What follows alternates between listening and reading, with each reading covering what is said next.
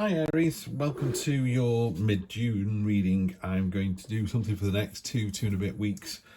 Usual, I'm going to do the True Black and then I'm going to clarify with the Black Violet Tarot. Let's get straight to it, shall we? So it's going to be a 9 card, 3x3. Interesting destiny right in the middle there, Aries. That's good. So it's funny how stuff changes. The moon is your underlying essence for the read. That's a good word to use, essence, for the moon card as well, I think.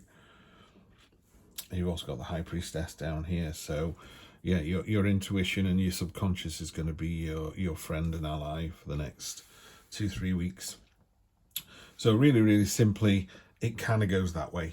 Over the next 2 weeks, it's going that way.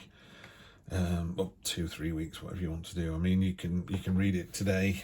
What's today's date? I can't even remember myself. 10th of June. Okay, so let's start with this. In your first row, you've got the magnetic, attractive energy of the Queen of Wands. She is the kind of person that, you walk into a room and you're just drawn to.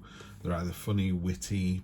They just pulse out this energy. It's a very magnetic energy. It's a great energy to have in any situation, in a relationship, in a work situation, in an environment with strangers, walking into a shop. The shopkeepers, I'm sure some shopkeepers, when people walk in, they kind of roll their eyes and go, ugh, I'll be glad when this person leaves. With this energy, they don't. They go, oh, this looks interesting. Looks like a nice person. So this is you. This is great to see. And then we also have the Knight of Swords, which is, it's all about that kind of speedboat on a pond energy. That's like jumping in with both feet, going on the adventure. Careful you don't ignore any of the messages. There's messages behind in there sort of tumbling away. And it's all that. The positivity is the enthusiasm. The negativity is, losing the detail. So just stay focused on that bit. 5 of Wands could be a training exercise, in a more traditional Rider-Waite deck. It's 5 men with staves, and you look like you're the one that's winning, but it could be conflict with a more junior person or a younger person. So, you've got teenage kids and you're banging your head against a wall with those guys and gals. And again, I've been around enough teenagers to know exactly how hellish that can be. Could be a work situation where someone new's come in and they're just sort of butting heads a little bit. With Aries, very good. Good luck with that. But really, I think of this as, that's Gandalf's staff in the middle there. That's you stood there resolute and going, this is me, this is all there is, and that's good enough. That's more than good enough. So when people are going in a relationship, it's like your partner going, I wish you were, wish you were taller, I wish you weren't bald. You kind of go, well, yeah, wishes are wishes, it's like nothing I can do about that. I could put lifts in and I could wear a wig, but really that's not very authentic and open, is it? So yeah, it's people just sort of trying to have a go, and I think it reveals more about your personality than theirs. So don't worry about that. This is a really solid week. You're a really attractive person. You're getting on with stuff. Some people won't like that. They won't like your attractiveness, your magnetic nature. That's on them, not you. And then in the middle we got the Page of Swords. So you got the Page and the Knight. I love the Page of Swords in this deck. This is the card at the top, by the way. The Page of Swords is, it's really well explained in this deck. Those brambles were trying to hold him back. They were trying to hold you down, stop you from doing what you wanted to. And not only have you just cut through them with your sword in a very kind of arrogant, careless kind of way. Someone goes, no, you can't do that. You just brush them off when, yes, I can.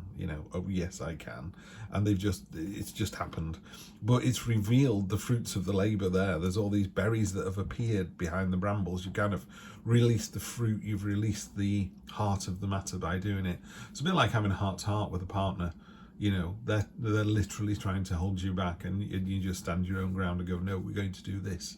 And it's positive for both persons. It's not, I'm not seeing any kind of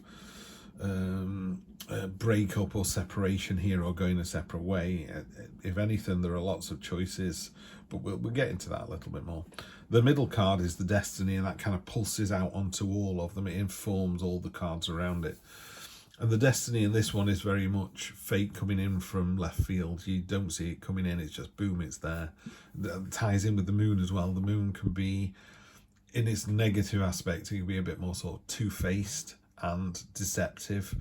But in the positive side, it's untapped potential energy. This waterfall is like continuous energy. You know, the more it's just potential. You have a lot of potential towards the end of June, Aries. You know, sometimes you look back on a week and think, I wish I'd done more, wish I'd been nicer, I don't know, wish I'd made that workman a brew. It's anything like that, you know. And it's all what you give out, you get back in return. You know, maybe you can donate a couple of quid to a charity. Maybe you can, you know, you see someone outside and he's mowing the lawns or something, just make him a cup of tea or a cup of coffee.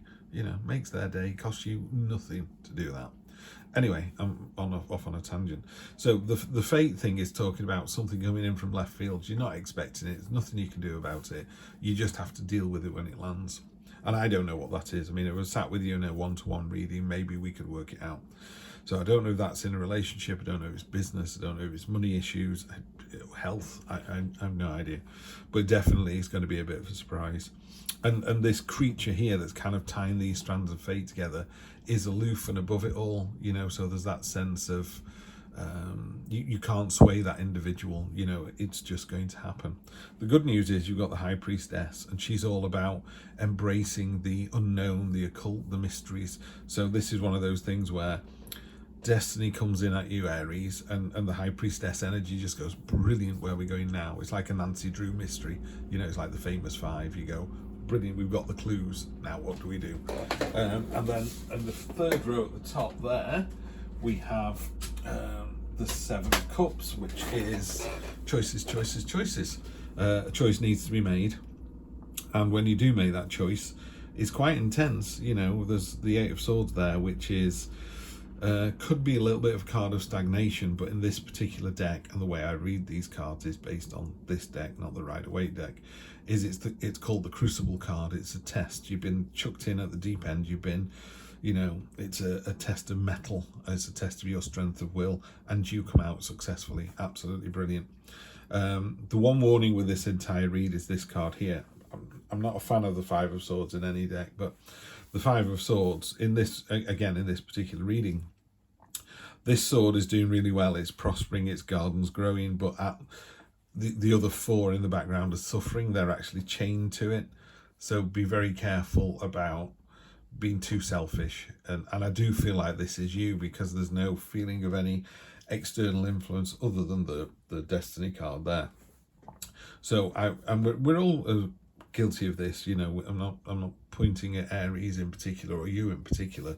This can be, you know, in a room full of 100 people, 98 of them are going to be nodding their heads when you go, you know, just be careful that you're not the speedboat on the pond, but everyone else is having a lousy time because of it. So I liken this card to a boss telling me to work late this week, but the reason behind it is really solid. They go, you know, we need to get this business, we need to win the business, or we need to prove that we are the team that does. And he's not telling you, or they aren't telling you to work late every night forever. It's just, you know, give me that extra effort. In a relationship, it's like, you know, I've tidied the house, I've cooked the food, I've put the kids to bed, I've done this, and it's still not good enough. It's like, no, it's not good enough, because there's a reason for it. So if the reason for your behavior is positive, you'll be fine. Yeah. If it's negative and you're doing something because you can, as a power trip or something, then obviously karma's a real thing, as we've discussed, and it will come and bite you on the butt. So I'm just going to clarify with 3 cards here. Just going to draw these out of random from this beautiful deck. Works really well with the True Black. I think it contrasts really nicely, and I love the illustrations. Wow. So reading this, I thought it was a good reading. I don't have any issues with it. It's, you know, there's nothing wrong with being put in a test or being challenged at work or in a relationship.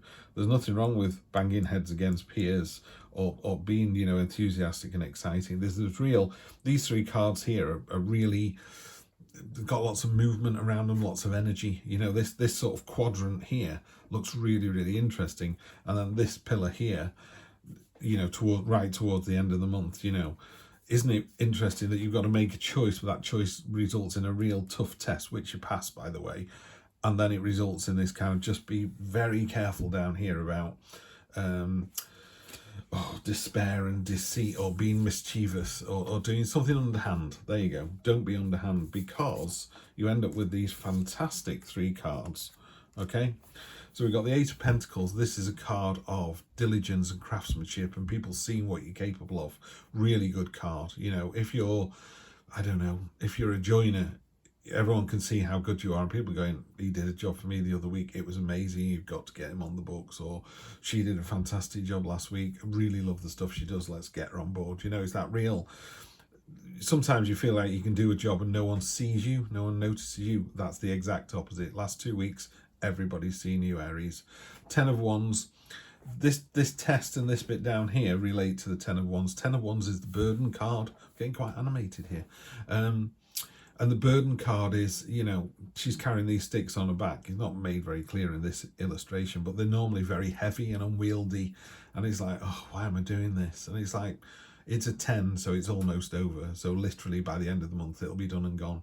But it's worthwhile. It's resulting in this. I don't know why. Well, it's actually hard work is a burden, but the end of it is the 4 of Wands, which is freedom and celebration. I mean, what a way to finish a reading like this. So I think you're in a really great place, and at the end of the month, you are rewarded for all the effort that you put in. Just be the better person. You're on this channel, you've come to this reading, of course you're the better person. Anyway, I will see you on Wednesday for your general reading. Take care. I will see you soon, Aries.